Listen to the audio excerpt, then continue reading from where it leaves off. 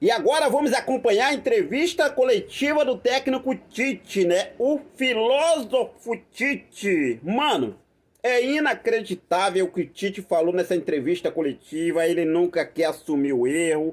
Cara, o Tite tem que assumir o erro. O Tite tem que falar, tô fazendo mal pro Flamengo. O Tite tem que ser realmente, né, verdadeiro. E não com essa de querer achar que tudo está certo porque aconteceu isso, é porque os jogadores ficaram lá no Rio de Janeiro, é porque temos aí um jogo importante para a Libertadores, o Carlinhos sempre é decisivo, mas infelizmente aconteceu aquilo ali. Mano, é inacreditável isso, cara. O torcedor já está cansado, chega. Tite, pede a demissão, que é melhor que você faz. Pede pra sair, não dá pra ficar mais com você. Isso, a torcida já tá ciente disso, a paciência já acabou.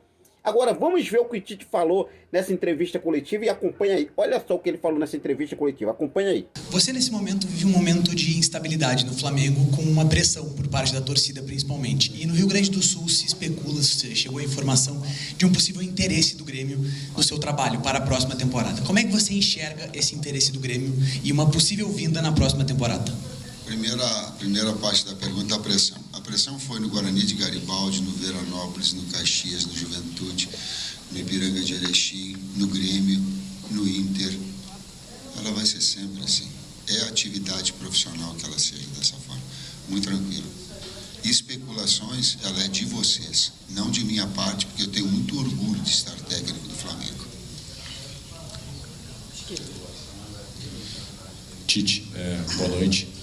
Bom, você apostou muito no próximo jogo, né? Poupou seus principais jogadores. Que análise você faz de hoje, dessa partida aqui, embora o Flamengo não tenha feito uma má partida, né? Dominou até boa parte do jogo. Mas acho que você acha, da sua avaliação, que os garotos, de repente, sentiram um pouco a pressão, sentiram um pouco o jogo e o Flamengo acaba derrotado aqui? E de que forma esse resultado pode influenciar no jogo da quinta-feira da Libertadores? A melhor forma de nós obtermos êxito nessa sequência de jogos de quinta, domingo e quinta, não tinha condições, os outros atletas não iam ter condições de desempenho. Do jogo de hoje, vou ser curto e grosso. O Flamengo jogou, o Grêmio ganhou.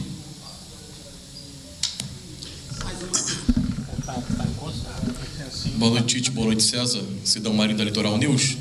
Professor, queria que você falasse um pouco sobre o terceiro gol do Grêmio. O Diego Costa fica mais sozinho dentro da área, com facilidade para fazer a testada. Se isso não seria um erro dos treinamentos da equipe do Flamengo. Uma outra rapidinho, quinta-feira já tem uma decisão, o time principal ficou no Rio de Janeiro treinando. Queria saber se, na sua visão, essa classificação na Copa Libertadores da América ou não reflete a sua permanência ou não na equipe do Flamengo. Obrigado. Meu trabalho, ele segue assim em todos, e está linkado a outra resposta que eu dei. Eu vou seguir o meu trabalho. Quem tem que fazer perguntas dessa situação de quem estava quando foi contratado não é para mim, é para dirigentes, não é para mim. Explica um pouquinho, César, porque é uma análise tática. Foi uma bola onde nós fizemos um movimento precipitado, né? Uma dobra no mesmo homem. Parte disso é porque essa equipe não tem uma rotina já de ter jogado 10 homens, 12 minutos, ter jogado juntos. Bastante grande. E sim, isso é subproduto do que havia acontecido, né? No segundo gol, a gente, além do gol, logo depois a gente perde o Carlinhos, né? Por um lance que, para mim também, teve uma falta no Alan, que com mesmo esse conceito que ele usou para a expulsão do Carlinhos não foi usado nessa falta do Alan. Enfim, mas do Wesley, aliás, mas foi assim, por falta de rotinada, a equipe não está rotinada nessa, e além disso, com um homem a menos, a gente acabou deixando esse setor, o funil, né, que é o espaço que a gente usa, aberto, e aí sofremos o gol, sofremos o terceiro, mas é um subproduto assim, que já tinha acontecido. Mesmo assim, o número de oportunidades que nós criamos, o número de finalizações no gol que nós tivemos. Por isso que eu falei, a síntese, agora secando um pouquinho mais que eu falei que nós jogamos, o número de oportunidades, o volume que a equipe apresentou, mesmo com 10 homens, o resultado do desempenho não diz o que foi o jogo. Para mim, o resultado não diz. Esse é um lance onde há um desgaste físico, e aí tu tem uma dobra normal de um garoto que vem normal e a qualidade técnica do adversário. E ali a marcação posicional. A jogada, ela tem a do desgaste físico e da jogada do lado que dá o cruzamento. Só em cima dessa oportunidade que você falou, realmente para a quinta, criar, fazer gol, mas sair perdendo? Só para fechar, efetividade, ela é um fator, efetividade é um fator determinante. Eu não disse, por exemplo, que o resultado do Grêmio foi injusto. Efetividade, ele é do jogo do futebol. Eu não disse que era injusto, eu disse que nós jogamos. Por quê? Porque foi efetivo. Tite, boa noite. Aqui. Você é um treinador reconhecido pelo seu trabalho de recuperar jogadores. No Flamengo, posso listar alguns aqui, não vou me alongar, mas, por exemplo, o Everton Cebolinha, um jogador que quando você chegou ainda era contestado, sabíamos o nível dele, mas ainda não tinha conseguido entregar no Flamengo tudo que poderia. Você chegou, deu as oportunidades que eram necessárias e ele se tornou um jogador muito importante para o elenco. Outro exemplo é o Alan, um jogador que você também insistiu algumas vezes. Antes daquela lesão, ele vinha muito bem, depois oscilou, a torcida contestou em alguns momentos, mas você manteve a sua característica de continuar dando essa oportunidade para o jogador, o Alan, e tantos outros aqui que a gente não precisa ficar se alongando. Eu queria entender o que aconteceu, qual foi a diferença, o que acontece para que o Gabriel Barbosa não tenha tido tantas oportunidades assim. Ele foi titular poucas vezes no seu comando. O que aconteceu que você não conseguiu, pelo menos até esse momento, dar tantas oportunidades para que ele pudesse melhorar e reencontrar o bom futebol dele no Flamengo e ser importante para a composição do elenco? Você pode explicar isso de uma forma clara para a gente que não está ali no dia a dia do Ninho, também para os torcedores que ficam questionando? O técnico, ele tem que ter a capacidade, a comissão técnica, de trabalhar o atleta e dar a ele oportunidades de que ele possa melhorar e evoluir. E não cortar a cabeça no primeiro erro, porque nós somos expostos e é assim. Eu não sei quanto tempo, mas foram muito tempo em que o Gabriel não teve condições físicas ou clínicas em termos de recuperação.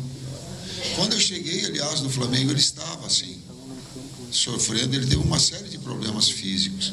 Estou certo? Certo. Quando eu cheguei, ele estava recuperando, vinha, não tinha participado. Nesse momento se encontra dessa mesma forma. A grosso modo, talvez, os treinamentos e essa condição clínico-física dele, com essas repetidas dores, talvez tenha sido, o fator mais determinante dessa situação. Porque quando esteve, oportunidade esteve.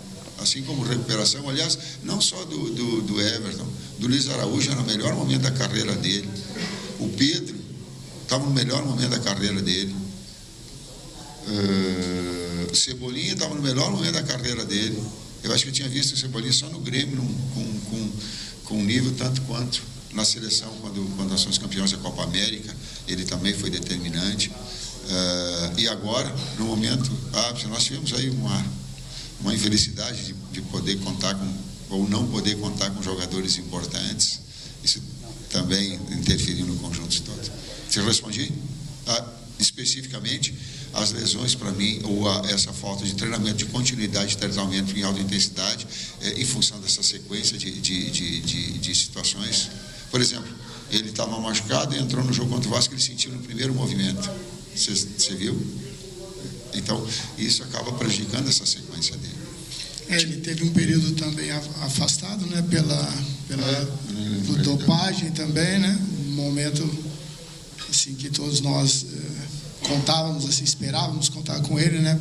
Então, o momento do Pedro também, enfim, a gente tem dado a minutagem a todos, né? E essas infelicidades atrapalharam deles ter mais oportunidade, consequentemente mais minutos, né, conosco.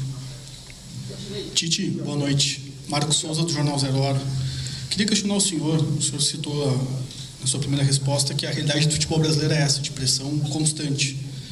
Num cenário em que o Flamengo não fracassou em nada ainda no ano, né? Foi campeão estadual, está vivo em todas as competições que disputa, E eu queria saber do senhor como é que se administra essa questão no dia a dia para que não contamine o trabalho, essa pressão no vestiário, para ainda buscar os objetivos que estão ao alcance. Obrigado.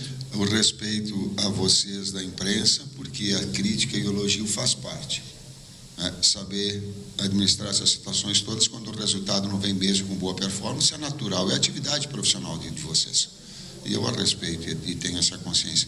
E no Rio Grande do Sul faz assim, enrijece o lombo e deixa bater e segue trabalhando. Mais 2 perguntas pelo nosso horário, tá bom? Tite, boa noite. O Flamengo segue vivo nas 3 competições, Libertadores, Copa do Brasil e Brasileirão. Mas você acredita que o Flamengo ainda vai brigar e segue competindo pelas 3 competições ou vai acabar priorizando alguma mais pela frente? Obrigado. Eu aprendi no Flamengo que o Flamengo tem que disputar tudo. Essa é inquestionável. Inclusive as pressões, elas se dão pela grandeza que tem, natural.